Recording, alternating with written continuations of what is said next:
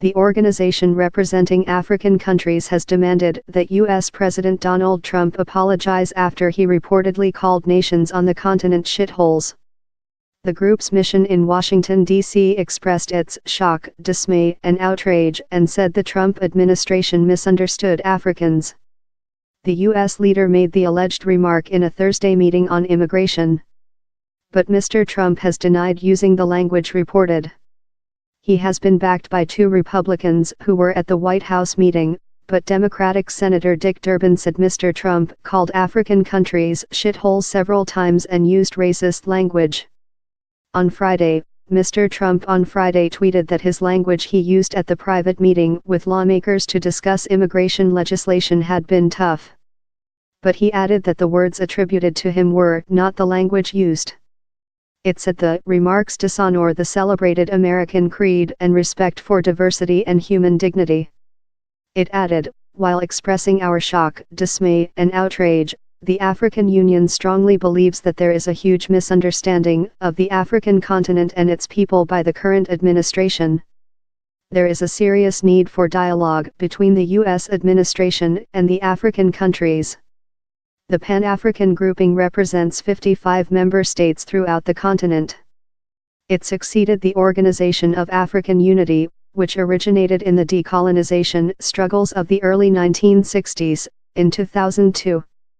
The remarks were allegedly made when lawmakers visited him on Thursday to discuss a bipartisan proposal that would impose new restrictions on immigration but protect the so-called Dreamers, hundreds of thousands of immigrants brought to the U.S. illegally as children, from deportation.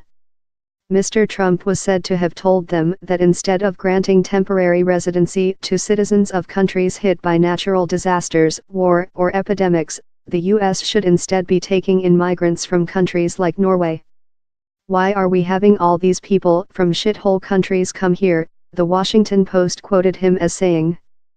Mr. Durbin said that when Mr. Trump was told that the largest groups of immigrants with temporary protected status, TPS, were from El Salvador, Honduras, and Haiti, the president responded, "Haitians? Do we need more Haitians?" But in another tweet on Friday the president denied that he insulted Haitians. Never said anything derogatory about Haitians other than Haiti is, obviously, a very poor and troubled country.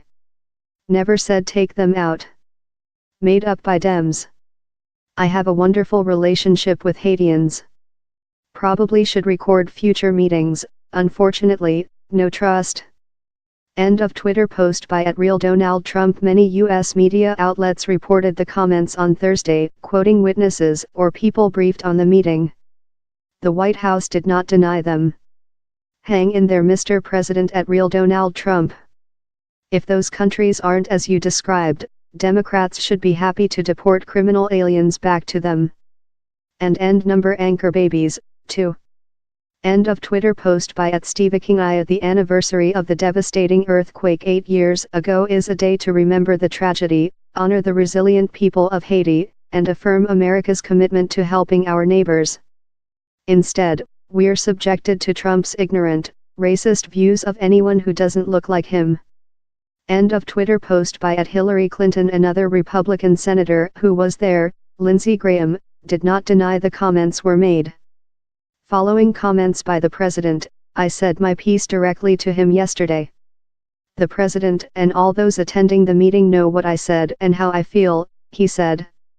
On Friday, Mr. Trump ignored press questions about the issue as he signed a proclamation declaring a holiday in honor of civil rights hero Martin Luther King Jr., as presidents do every year. He said Americans were celebrating that self-evident truth that, no matter what the color of our skin or the place of our birth, we are all created equal by God.